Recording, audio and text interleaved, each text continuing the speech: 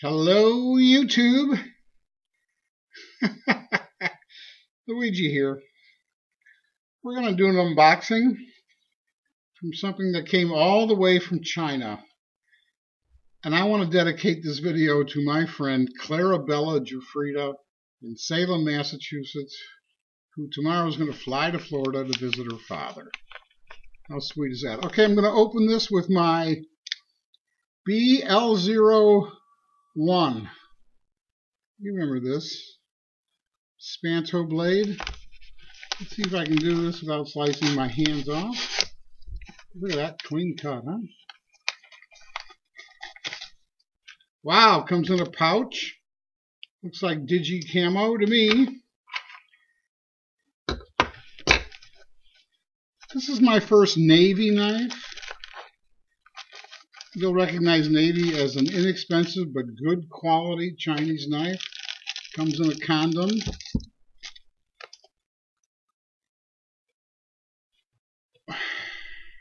And here you see it. It has grippy G10 scales, dual thumb studs, frame lock, stainless steel, lanyard hole, no jipping, open pillar construction.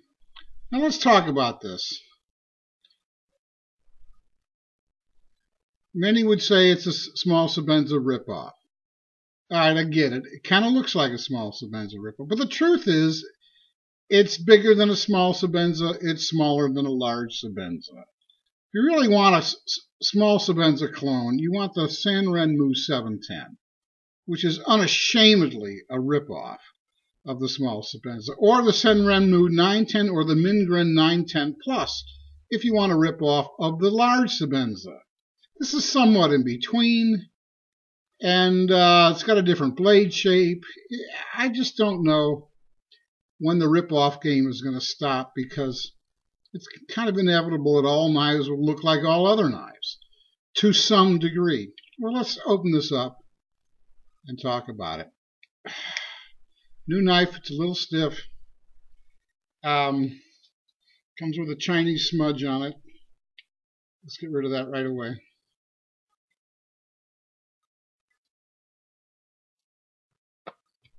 What do you call that? A drop point? Clip? Drop point. Okay, there it is. Liner lock.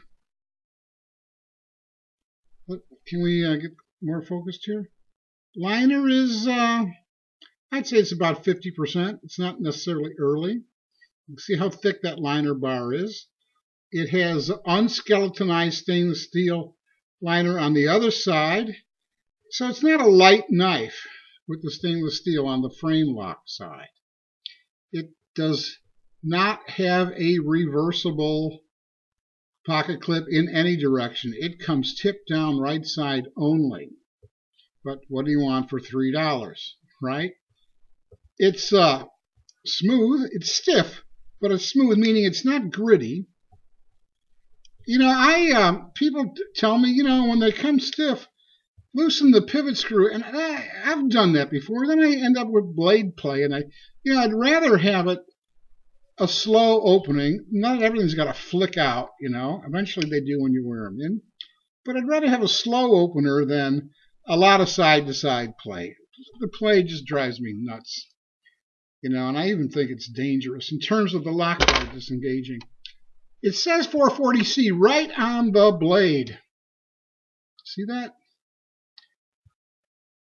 But I'm told sometimes the Chinese use 440C to talk to the Americans so they know it's a Chinese equivalent of 440C. I don't know if that's true. The K-507 is the model number. This is the Navy K-507. Now let's talk about its length. You'll recognize this beautiful two-way measuring tool. I put 0 there. I'm measuring a 3 1/4 inch blade and a 4 3/8 handle. 3 1/4 is my sweet spot for blade. I gotta say that. 3 or less, and the handles get too short for me to get all 4 fingers around. You can see how good the grip is here. I get all my fingers on that. Let's take a look at the centering. I think we're all too quick to say, well, what do you expect for a cheap knife? Let's look at this. You know, that's really not bad. Look at that. It's a lot better than I was expecting. This knife has good heft. It's got good action. It's a little stiff, but it's buttery smooth. No grittiness, no hesitation, no hiccups. It's a frame lock. It's stainless steel. I like the shape of the blade. I think it's a decent knife. Now let's talk about a little more. This might turn into a rant. I'm just warning you about this whole rip-off, alleged rip-off thing. Now, you can go to AliExpress and you can get a fake Sebenza that's got the CR logo on it, that says Idaho made on it. That's clearly crossing a line. You know, that's clearly crossing a line. I'm looking for something here and I can't seem to find. Here it is. If I show you this knife, right, you all know exactly what it is. You say, oh, that's a Barlow. Well, this happens to be a Taylor Eyewitness Barlow. But Case XX doesn't say, hey, Taylor, you ripped off my Barlow.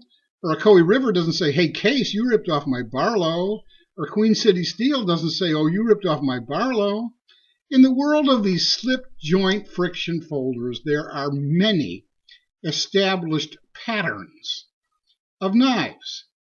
We can probably name a dozen just off the top of our heads. You know, the Barlow, the Stockman, the Trapper, the Toothpick, the Cigar Whittler.